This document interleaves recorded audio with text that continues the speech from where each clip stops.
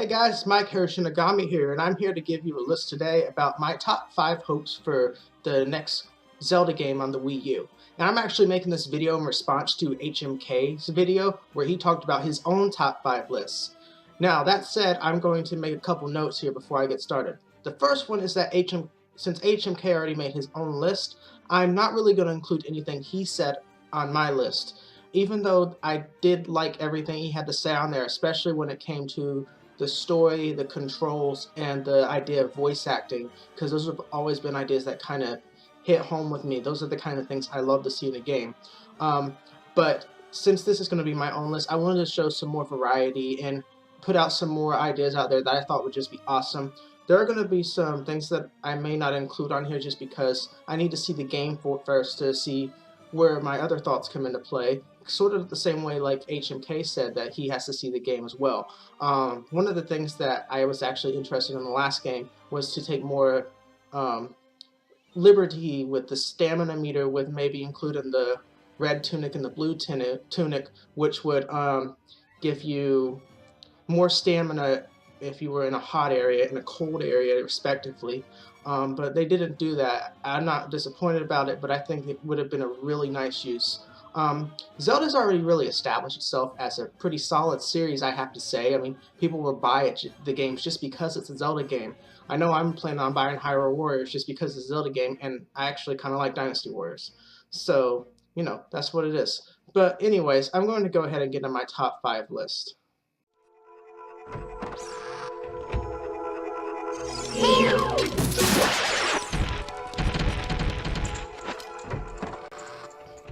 My number 5 choice is lower item necessity. Now, if you're trying to figure out what I mean by this, it basically just means that the items you get in the game aren't needed as much as they have been in past games, where you have to have the random item to get through this one dungeon, and then it's never used again. I mean, not that I really dislike that style. I mean, I think it works for what it is, but I really don't want to see that in this game, and this is going to tie in a lot with my number 1 choice, actually.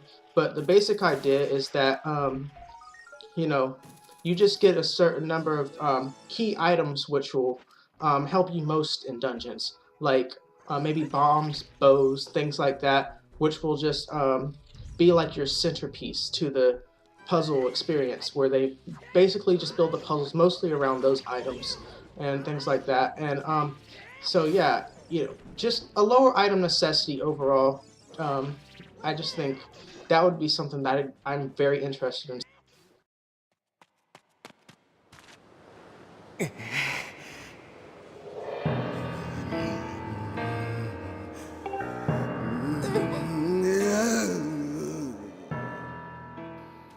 My number 4 choice is rival characters. Something I've really enjoyed in the last game was the inclusion of Groose and Girahim as the rival characters. And honestly, I'll accept either or of those types of rival characters, but I would even accept if it's just one rival character. But I really want at least one rival character who you get to fight throughout the game, maybe in a few boss battles, you know, kind of like we had Girahim in the last game.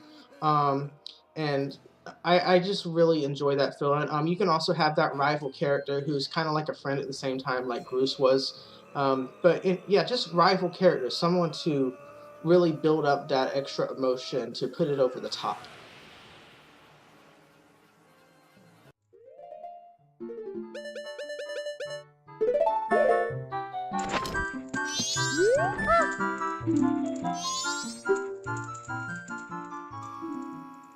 My number 3 choice is side quests and side dungeons.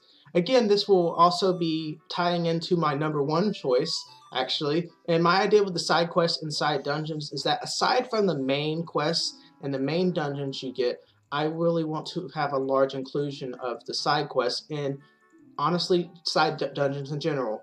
You know, where you have these dungeons on the side that you may not have ever even seen before, but because of a quest that came up, you would have to go through that dungeon. And these are the kind of things where I would say, you know, bring that item necessity back, where you may have to have a certain item to go to this side dungeon or take on this side quest, because that would be a pretty cool way to do it. And, you know, it would give them more opportunities to maybe even just experiment with the types of dungeons that they might be interested in making, and experiment with puzzles as well. So yeah, side quests and side dungeons are always something that I really enjoy. Majora's Mask did an excellent job with side quests. Skyward Sword did great. A lot of the 3D Zelda games have really just done an awesome job with the side quests, and I really want to see them expand on that. And if they can include that lower item necessity as part of things for just the side quests and side dungeons more than just the main quest itself, I think I would really love that a lot.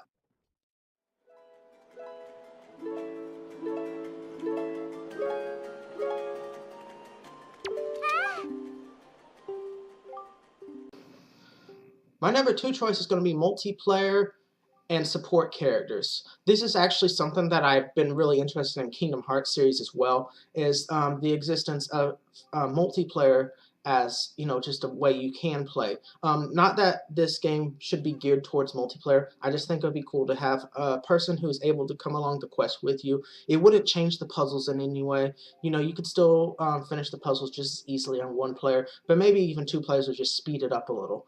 But that's not really why I would look forward to having multiplayer. It would just be the idea of potentially having somebody go on the quest with me, even if no one ever decides to play with me. I just think it would be a really cool addition, and the way I think they could do that is through the support characters, actually. And I'm not talking about Navi or Midna or Fi or anyone like that. I mean like support characters who are known more for fighting. Like in Twilight Princess, maybe Ashe could have been one of those support characters. And, you know, you could really fight with her. Or even, you know, at the beginning of the game, anyone who tags along might even be able to create their own character. Like, oh, you want to create a Goron or Zor or something like that. And they can just tag along with you. Again, this is not something that needs to be in the game, and it's not something that I would consider a necessity, but I just think it would be really nice to be able to go on this quest with somebody on the side, and I at least would love to have support characters where maybe even someone can just jump in and take over their role for like a dungeon, like maybe a support character comes in just to help you with one dungeon, and that I think would be pretty cool. So yeah, multiplayer and support characters, that's something I really would enjoy, not just for the Zelda series, but also Kingdom Hearts as well.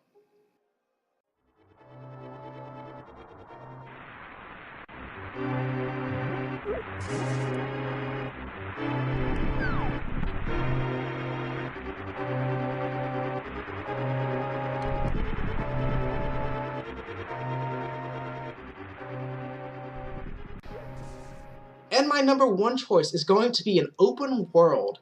This really ties in with everything that I've already said. I know I already pointed that out with 5 or 3. I just really love the idea of having an open world in here. And I don't mean to totally open world, because we can still have certain things that we have to do before doing other things.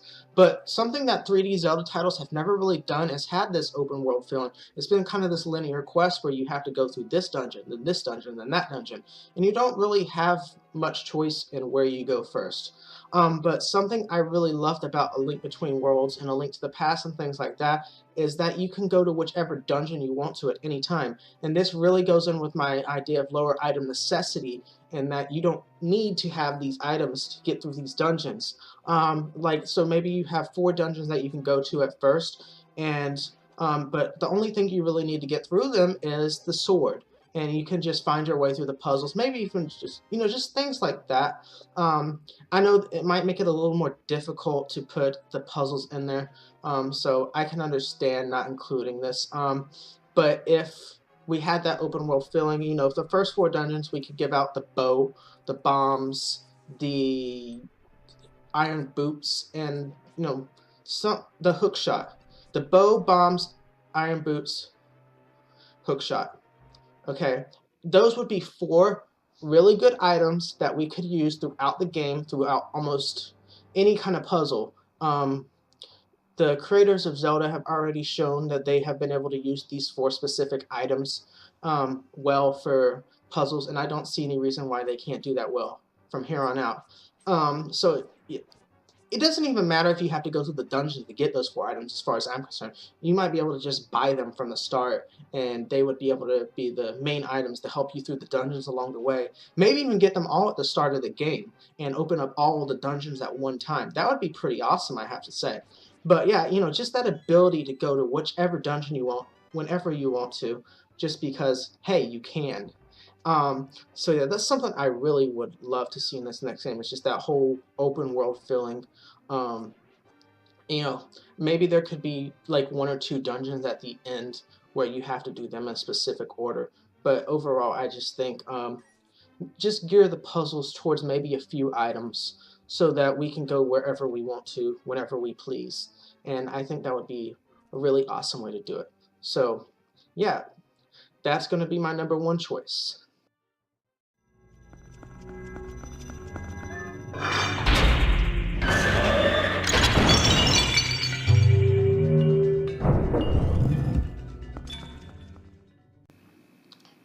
So yeah, there's my top 5 hopes for the Wii U game. I hope you like this list. I hope you watch HMK's videos too, because he makes awesome videos, and his list on this was also extremely well done, as all of his top videos are. So go to his channel, check it out, see what you think about what he has to say. He does a lot of Kingdom Hearts videos and Zelda videos, and he does other videos too, but those are like his 2 main series, which are kind of like perfect for me because those are the 2 main things that I enjoy.